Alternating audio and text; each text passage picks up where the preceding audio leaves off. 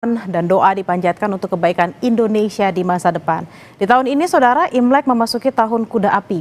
Apa sebenarnya maknanya? Untuk membahas hal tersebut dan sejumlah hal lainnya terkait Imlek, kita akan berbincang langsung dengan peneliti budaya Tionghoa dan pecinan Nusantara, Agni Malagina. Selamat siang, Bu Agni, dengan Bella di studio. Selamat siang Mbak Bella, Kyonghi, selamat tahun baru Imlek, tahun kuda api ya. Selamat tahun baru Untuk Imlek juga, Bu Agni. Bu Agni, sebenarnya apa sih makna filosofis utama dari tahun kuda api tahun ini dalam tradisi Tionghoa? Dan bagaimana sebenarnya elemen api kalau dikombinasikan dengan sio kuda yang mempengaruhi energi tahun ini? Seperti semangat, keberanian, kemudian transformasi, atau perubahan cepat, Bu Agni? ya, oke, kita secara kontekstual tahun 2026 ini ya, mengalami perubahan cepat pasti, terlebih di tahun 2025 juga kita mengalami banyak, fenomena, politik, ekonomi, sosial, dan teknologi yang begitu, berkembang. Nah, tahun 2026 ini apalagi di tahun kuda api saya kira semakin melesat ya, karena ini melambangkan, dalam tradisi Tionghoa juga tahun kuda api biasanya melambangkan dinamika, keberanian, perubahan cepat, bergerak maju, dan juga tetap, harus harmoni dengan, alam. Harmoni dengan spiritual, harmoni dengan sesama, dan juga harmoni dengan lingkungan hidup. Jadi saya kira tahun kuda api ini bisa kita respon gitu ya dengan semangat mengendalikan diri gitu ya, karena kuda ini kan sebenarnya dengan semangat yang begitu besar bisa berlari kencang, kemudian ditambah elemen api yang begitu dinamis, maka sebaiknya bagaimana kita merespon, salah satunya adalah merayakan Imlek, kemudian menjalani tahun baru Imlek ini dengan kendali diri dan kebijaksanaan. Energi besar ini bisa kita ubah menjadi kesejahteraan, kebahagiaan, bahkan untuk mendukung kesehatan. Sehingga saya kira tahun baru Imlek, tahun kuda api ini sangat relevan dengan tahun 2026 yang sedang bergerak cepat, baik itu sosial, ekonomi, politik, teknologi. Kalau tadi disebut kuda api ini berenergi tinggi dan dikatakan juga kalau jarang muncul dalam siklus 60 tahunan. Nah, sebenarnya apa yang membuat tahun ini spesial dibandingkan tahun-tahun sebelumnya dan bagaimana hal itu bisa diinterpretasikan secara positif maupun tantangannya terutama di tahun 2026 ini? Ya, kuda api ini memang semua sio ya gitu dengan, elemen-elemennya bisa muncul, 60-an tahun, jadi memang sangat jarang. Sehingga bagaimana kita meresponnya tentunya kita pertama kali, harus melihat kuda api, tahun kuda api ini sebagai tahun yang begitu dinamis gitu ya. Terlebih juga kita dalam konteks, keindonesiaan kita yang, pasti mengalami banyak tantangan dalam, segala lini kehidupan kita. Sehingga bagaimana kita meresponnya adalah salah satunya tentu dengan selalu bersemangat, tentunya juga merespon kegiatan aneka macam fenomena yang kita alami baik di lingkungan, di politik, di sosial, di ekonomi dengan sebaik mungkin, dan yang penting biasanya dalam tradisi kebudayaan Tionghoa harmoni itu menjadi ciri utama, Mbak Bella. Jadi harmoni ini bagaimana kita menciptakan harmoni spiritual, harmoni sosial, harmoni kultural, juga harmoni dengan lingkungan hidup kita. Terlebih kita di tahun 2026 ini akan ditantang untuk maju pesat, ditantang untuk bergerak cepat, dan juga efisien, dinamis, dan efektif.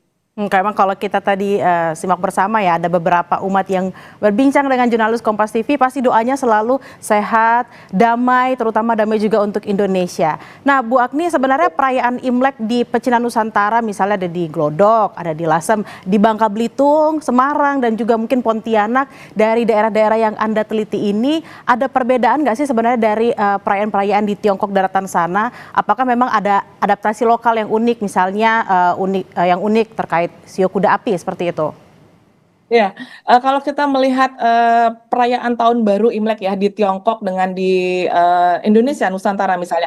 Kalau di Tiongkok itu kan perayaan tahun baru sebenarnya adalah ekspresi perayaan berubah musim ya. Kita akan merayakan musim semi kalau di Tiongkok, tapi ketika di konteks kita di Nusantara, maka perayaan tahun baru Imlek sudah sangat membumi, sudah sangat melokal. Bahkan kalau kita tahu di sepanjang, bentangan barat sampai ke timur Indonesia, maka yang terjadi adalah akulturasi budaya. Sehingga Imlek ini dalam konteks Indonesia, keindonesiaan memang sudah beradaptasi dengan budaya Indonesia, bahkan sudah menjadi kebudayaan nasional. Nah, kalau kita melihat tradisi Tionghoa ini, di Nusantara, dia kan berdialog ya dengan budaya lokal, seperti misalnya dengan budaya Jawa, Sunda, Dayak, Bali gitu ya, kemudian Manado, bahkan sampai ke timur tadi kita lihat di Kupang, kita bisa melihat gitu bahwa sebenarnya Imlek perayaan Tahun Baru Imlek di Indonesia memang sudah menjadi budaya Indonesia. Artinya dari perayaan ini kita bisa melihat bagaimana bahasa dan kuliner, seni pertunjukan, tata perayaan, kemudian wajah khas keindonesiaan dalam perayaan Imlek ini kita rayakan bersama.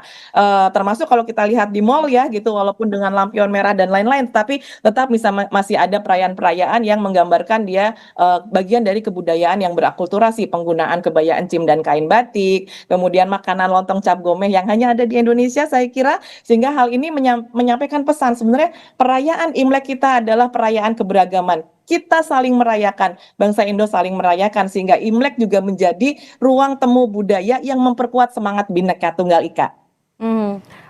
Bu Agni, ini pengalaman Bu Agni menelusuri berbagai permasalahan etnis Tionghoa dan juga akulturasi budaya tentunya sudah sangat panjang di Indonesia terutama. Nah, sebenarnya menurut pandangan Bu Agni, bagaimana sih sebenarnya masyarakat Tionghoa Indonesia memaknai Tahun Kuda Api dalam konteks kehidupan sehari-hari, terutama di tengah dinamika sosial dan budaya Nusantara?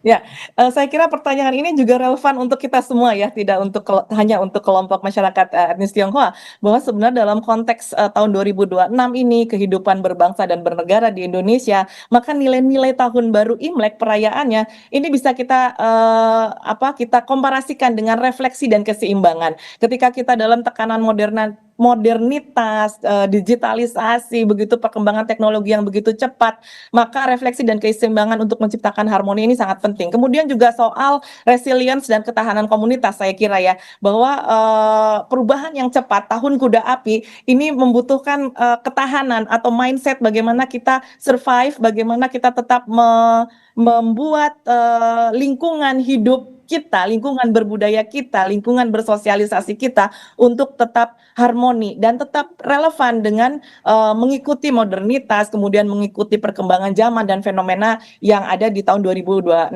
ini. Kemudian juga tentunya harapan baru, sehingga ketika kita memaknai Imlek, perayaan Imlek, harapan baru itu selalu ada karena banyak sekali simbol-simbol dalam perayaan Tahun Baru Imlek ini selalu menggambarkan harapan-harapan baik untuk dari sendiri, untuk keluarga, bahkan untuk masyarakat, bahkan untuk Indonesia.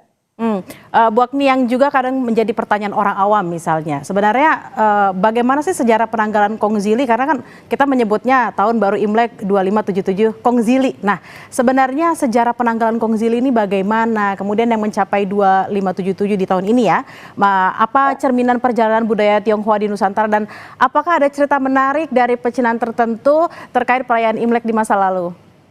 Ya, kalau kita lihat penanggalan Konfusius ya, Kongzili tadi ya, itu sebenarnya kan tanggal atau tahun yang ditetapkan sejak kelahiran Konfusius gitu di era sebelum Masehi, sehingga sampai ke tahun yang kita rayakan sekarang. Dan istilah Imlek misalnya, Imlek ini berbeda lagi. Istilah Imlek adalah penanggalan bulan yang selalu digunakan dalam kita menentukan hari atau pergerakan hari per hari per tahun, sama seperti kita di kalangan Muslim gitu ya, kita punya penanggalan bulan Islam gitu. Nah, kemudian bagaimana perayaan Tionghoa yang unik di sepanjang kawasan Nusantara gitu ya, terutama untuk Imlek, saya kira masing-masing daerah dari Sumatera sampai ke timur, bahkan sampai ke Serui ya di Papua, ini merayakan Imlek dengan cara khasnya masing-masing gitu ya, sehingga kita bisa melihat bahwa diversity, kemudian keberagaman di Indonesia untuk merayakan Tahun Baru Imlek ini sangat beragam. Contoh-contoh yang tadi salah satunya muncul di Kupang gitu ya, di Keluarga Lai, itu sangat menarik ya, bagaimana kemudian negosiasi budaya identitas itu juga berkelindan di dalam perayaan Imlek. Bagaimana kemudian seperti Keluarga Lai tadi di Kupang yang sudah tidak tanda kutip ya berreligi kebudayaan Tionghoa religinya gitu ya, seperti misalnya Tridharma, tapi mereka sudah memeluk agama lain tetapi tetap merayakan Imlek itu sebagai ekspresi budaya. Bagaimana menghormati leluhur, menghormati orang tua, dan bagaimana menghormati kebudayaan. Ya, ini merupakan contoh baik seperti mengingatkan pada kita semua bahwa kita hadir, budaya kita ada, pasti ada akar yang harus kita ingat.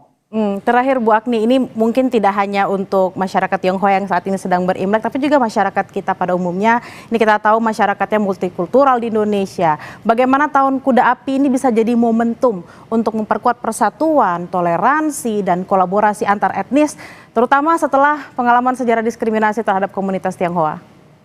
Ya, kita panjang sekali ya apabila membicarakan tradisi Tionghoa di tataran lini masa sejarah Indonesia, bahwa sebenarnya perayaan Imlek ini bukan saja perayaan secara kultural dan sosial, tetapi juga perayaan secara historis gitu ya, sehingga saya kira ini juga menjadi momentum di perayaan Imlek tahun 2026 ini, bahwa pertama kita semua gitu ya, kita semua sebagai bangsa Indonesia merayakan Imlek bukan hanya tradisi, tapi simbol harapan, kebersamaan keluarga, harmoni sosial dan lingkungan hidup kita dengan alam, dan kemudian tradisi nilai seperti sembahyang leluhur, makan malam bersama, angpau, barongsai, kembang api dan lain-lain ini sebenarnya sebagai penghormatan pada tradisi, kembali mengingat leluhur, kembali mengingat entitas kita sebagai manusia dengan akar budaya, dan ini juga akan melibatkan solidaritas, kepedulian lintas generasi, komunikasi antar generasi. Bahkan ketika kita mengingat keberagaman di Indonesia, Imlek menunjukkan bahwa budaya kita adalah budaya saling menyapa, saling menerima, saling menyerap, saling memberi, dan dia dirayakan secara lintas etnis dan agama. Ini bukti yang sangat kuat bahwa Bhinneka Tunggal Ika dalam perayaan Tahun Baru Imlek menjadi semangat yang sangat penting, dan relevansinya dengan 2026 di Tahun Kuda Api ini saya kira juga mengingatkan kita untuk tetap melangkah maju, menjaga keseimbangan, persatuan, solidaritas antar kita di dalam Indonesia sendiri, sehingga susah payah, musibah dan hal-hal yang mungkin dianggap kurang baik ini bisa kita carikan solusi bersama, dan kita menuju harapan baru menjadi Indonesia maju dan kuat bersama, berdaya bersama. Baik, memang perayaan Imlek bukan hanya tradisi, tapi juga bagaimana solidaritas antar masyarakat yang multikultural di Indonesia juga harus tetap terjaga di Tahun Kuda Api yang semakin membara, menggebu-gebu, dan semakin tetap semangat. Terima kasih atas perbincangannya siang hari ini, Agni Malagina, peneliti budaya Tionghoa dan Pecinan Nusantara. Gong Xi Fa Cai.